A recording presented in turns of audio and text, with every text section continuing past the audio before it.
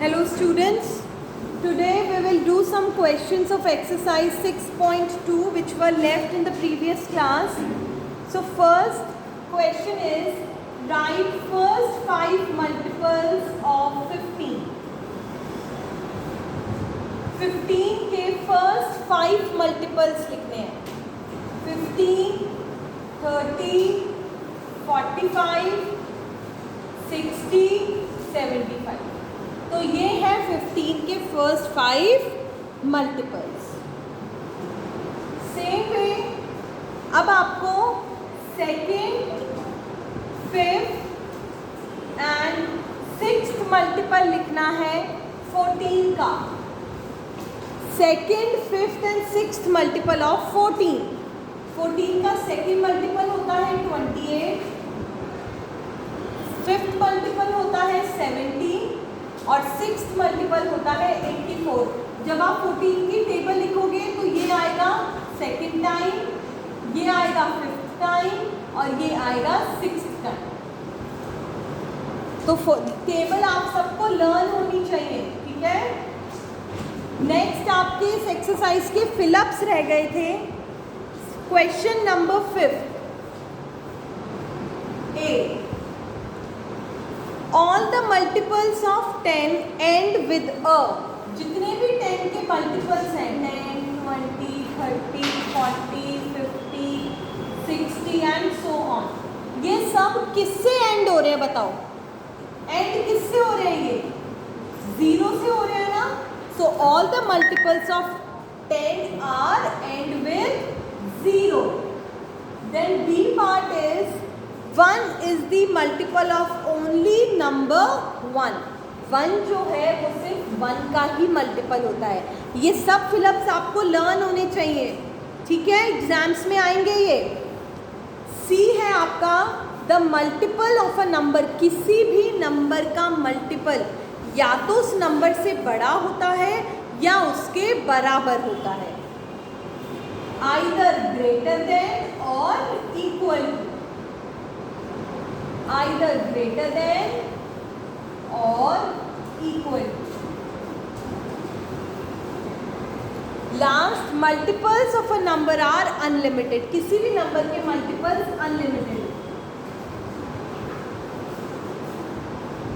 ये चारों फिलअप्स आपको पता होने चाहिए. ये थी आपकी एक्सरसाइज 6.2. कुछ क्वेश्चन हम 6.3 के भी कर चुके हैं. जैसे हमने मल्टीपल्स निकालना हम सीख चुके थे कि मल्टीपल्स कैसे निकालते हैं.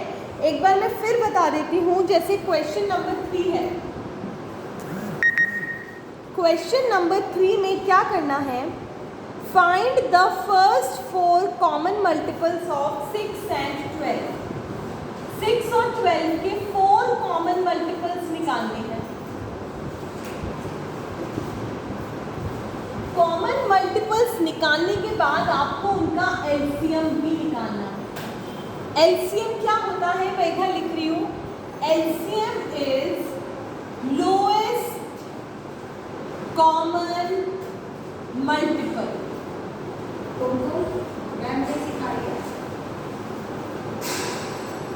LCM is lowest common multiple. Common multiple पहले हम सीखेंगे कि कॉमन मल्टीपल्स निकालते कैसे हैं. कॉमन मल्टीपल्स निकालने के लिए पहले आप मल्टीपल्स निकालोगे. 6 के मल्टीपल्स लिखते हैं. 6 1 6, 6 2 12, 6 3 18, 6 4 24, 6 5 30, 6 6 36, 6 7 42, 6 8 48, 6 9 54, 6 10 60. These are the multiples of 6. Then I will write all the multiples of 12. 12 1s are 12.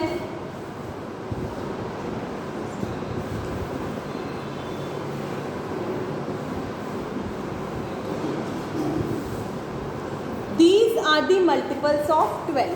अब मुझे इनमें क्या निकालना है? कॉमन निकालने हैं. कॉमन मतलब जो दोनों में आ रहे हैं. 12 आ रहा है, 24 आ रहा है, 36 भी आ रहा है और 48 भी आ रहा है.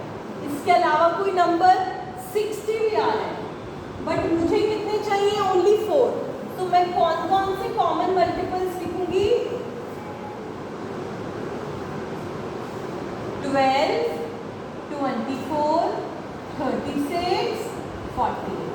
ये हो गए कॉमन मल्टीपल्स।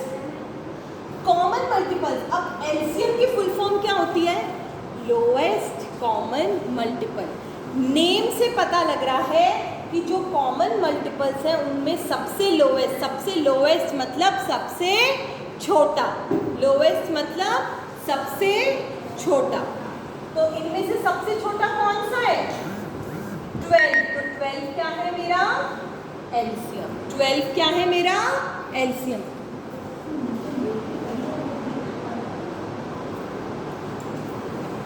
एलसीएम क्या है मेरा?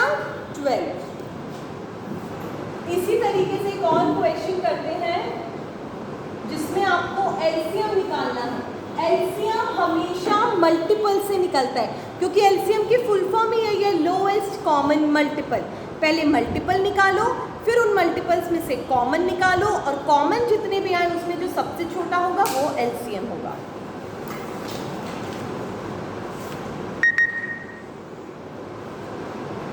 फॉर एग्जाम्पल क्वेश्चन नंबर 4 है हमारे पास। क्वेश्चन नंबर 4 कह रहा है कि find the common multiples of 4 and 8। 4 और 8 के कॉमन मल्टीपल्स निकालो 5th प्लेस तक। हमें मल्टीपल्स कहाँ तक निकालने हैं? 5th प्लेस तक निकालने हैं। फिर कॉमन निकालो, कॉमन निकालने के बाद एलसीएम भी फाइंड करो। तो सबसे पहले मैं इन दोनों की 5th प्लेस तक तो मल्टीपल लिखूंगी। 5th प्लेस तक ये फर्स्ट प्लेस 4 1 4, 4 2 8, 4 3 12, 4 4 16, 4 5 20। ये हो गए 5 5th प्लेस तक मल्टीपल। अब ऐसे ही 8 ये भी 5th प्लेस तक मल्टीपल हो गए।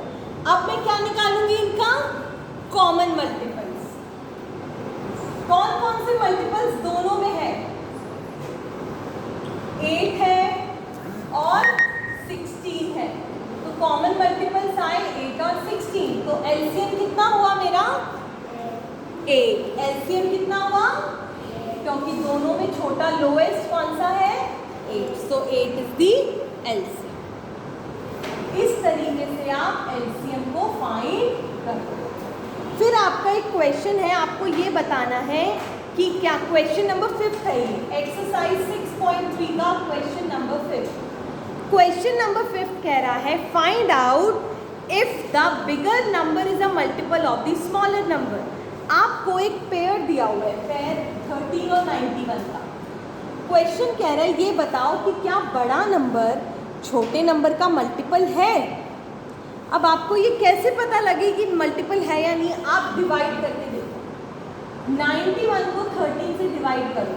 अगर ये डिवाइड पूरा हो जाता है, पूरा होने का मतलब कोई रिमाइंडर नहीं बचता, तब तो ये इसका मल्टीपल है, वरना नहीं। 13 7 91 होता है।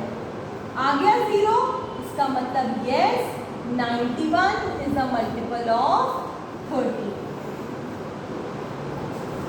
91 is a multiple of 13। जब भी आपसे पूछे, आपको कोई पेयर दिया हो और उसमें पूछे कि क्या बड़ा नंबर छोटे नंबर का मल्टीपल है, उस केस में आप क्या करोगे? उस केस में आप बड़े नंबर को डिविडेंड मानोगे, छोटे नंबर को डिवाइजर मानोगे और आगे डिवाइड करोगे। अगर वो पूरा डिवाइड हो जाता है तो मतलब है, वरना नहीं। क्वेश्चन नंबर 6 आपका होमवर्क है, आपको एलसीएम निकालना है। मैं आपको एलसीएम निकालना सिखा चुकी हूँ। नेक्स्ट, अब हमने एलसीएम पढ़ लिया, मल्टीपल्स पढ़ लिए। अब हम पढ़ेंगे HCF। HCF क्या होता है? HCF is highest common factor. अच्छा, एलसीएम क्या था? एलसीएम था हमारा लोएस्ट कॉमन मल्टीपल, यही था। तो एलसीएम में हम पहले मल्टीपल निकालते थे, फिर उनमें से कॉमन निकालते थे। कॉमन निकाल के जो सबसे छोटा होता था वो होता था हमारा एलसीएम। यहाँ पे सबसे पहले हम फैक्टर निकालेंगे, फैक्टर निकालने के बाद जितने कॉमन आएंगे कॉमन निकालेंगे। कॉमन में जो सबसे हाईएस्ट होगा, जो सबसे बड़ा होगा, वो होगा हमारा एलसीएम। तो एलसीएम किससे मिलकर बनता है? मल्टीपल से। और एचसीएफ किससे निकलता है? फैक्टर से। अब फैक्टर निकालने के मैंने आपको स्टार्टिंग में दो मेथड बताए थे, एक मल्टीप्लिकेशन, एक डिवीजन। कुछ बच्चों को मल्टीप्लिकेशन वाले में प्रॉब्लम थी, तो वो मैं आज सिखा रही हूँ, क्योंकि एचसीएफ निकालने के लिए आपको फैक्टर निकालने पड़ते हैं, और फैक्टर मैं कैसे निकालूंगी? मल्टीप्लिकेशन से। तो आपका सबसे पहला क्वेश्चन है, find the factors of 16 and 40। 16 और 40 के फैक्टर्स निकालो और फिर एचसीएफ भी निकालो। तो सबसे पहले 16 के मैं फैक्टर्स निकालूंगी। कौन कौन से नंबर्स को मल्टीप्लाई करने पे 16 आता है? 16 1 जा 16, 2 8 जा 16, 4 4 जा 16। क्या इसके अलावा और कोई नंबर है जिसको मल्टीप्लाई करने पे 16 आता है? चाहे 2 8 जा लिखो, चाहे 8 2 जा लिखो, बात एक ही है। तो इसके कौन कौन से फैक्टर्स मिले हमें? 1 2 4 8 16, 1 2 4 8 16। ऐसे ही 40 के 41 जा 40, देन 2 इंटू 20 करेंगे तो भी 40 आएगा, 4 इंटू 10 करूँगी तो भी 40 आएगा, 5 इंटू 8 करूँगी तो भी 40 आएगा। 41 जा 40। ये 2 इंटू 20 मुझे कैसे पता लगा? मैंने 40 को 2 से डिवाइड करके देखा, और जब मैंने डिवाइड किया तो मुझे क्वोशंट में 20 मिला। उससे मुझे पता लगा कि 2 को मैं 20 से मल्टीप्लाई करूँगी तो मुझे 40 मिलेगा। 3 की टेबल में 40 नहीं आता, 4 की टेबल में आता है, 4 10 जा 40। 5 की टेबल में आता है, 6 की टेबल में नहीं आता, 7 की टेबल में नहीं आता, 8 की टेबल में आता है। अब चाहे 5 8 जा 40 लिखो, चाहे 8 5 जा 40 लिखो, बात एक ही है। फिर 9 की टेबल में भी नहीं आता, और 10 का हम लिख ही चुके हैं, 10 4 जा लिखो या 4 10 जा लिखो। तो कौन कौन से फैक्टर आए? 1 2 3 4 5 6 7 8। 1 2 4 5 8 10 20 40। ये फैक्टर्स आए। अब इन फैक्टर्स में से मैं निकालूंगी कॉमन फैक्टर्स। क्या निकालूंगी? Common factors. कौन कौन से कॉमन फैक्टर्स हैं? 1 है, 2 है, 4 है, 8 है, बस 1 2 4 8। और एचसीएफ के लिए मैं क्या करूंगी? एचसीएफ के लिए क्या करूंगी मैं? सबसे बड़ा। सबसे बड़ा कौन सा सबसे बड़ा है? 8। सो 8 is the answer. 8 is the answer. इस तरीके से एचसीएफ आपका निकलेगा। नेक्स्ट, अभी तक तो हमने 2 नंबर्स के फैक्टर्स निकाले, अब हम 3 नंबर्स के भी निकाल सकते हैं। जैसे अगर मुझे 6 9 12 इन तीनों का एचसीएफ निकालना है, तो पहले हम 2 नंबर्स के निकाल रहे थे, अब 3 नंबर्स के निकाल लेंगे। 6 9 12, 6 1 जा 6, 2 3 जा 6। इसके अलावा कोई नंबर है जिसको मल्टीप्लाई करने पे 6 आता हो? नहीं है। 6 10 जा 60 होता है, 9 1 जा 9, 3 3 जा 9। इसके अलावा कोई नंबर है जिसको मल्टीप्लाई करने पे 9 आता हो? नो नंबर, कोई भी नंबर नहीं। 12 1 जा 12, 2 6 जा 12, 3 4 जा 12। इसके अलावा कोई नंबर जिसको मल्टीप्लाई करने पे 12 आता हो? चाहे 3 4 जा लिखो, चाहे 4 3 जा लिखो, बात एक ही है। चाहे 2 6 जा 12 लिखो, चाहे 6 2 जा 12 लिखो, बात एक ही है। अब हम फैक्टर्स लिखेंगे। 1 2 3 6, 1 2 3 6। इधर कौन कौन से फैक्टर्स आए? 1 3 एंड 9, 1 3 एंड 9।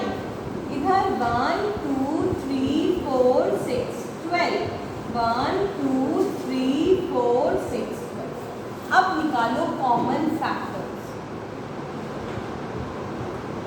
कॉमन फैक्टर्स कैसे निकलेंगे?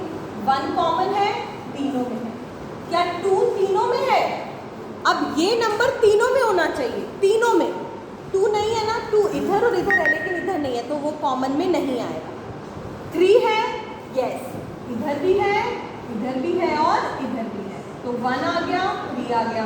अब 6 इधर है, इधर नहीं है और इधर है, तो कॉमन नहीं है।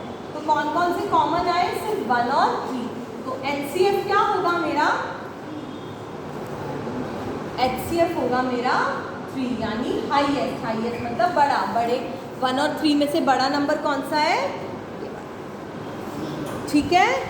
So that's all for today. Next class में हम इसका 3rd क्वेश्चन करेंगे, लेकिन वो क्वेश्चन मैं आपको तब कराऊंगी जब आपको पिछला सारा आता होगा।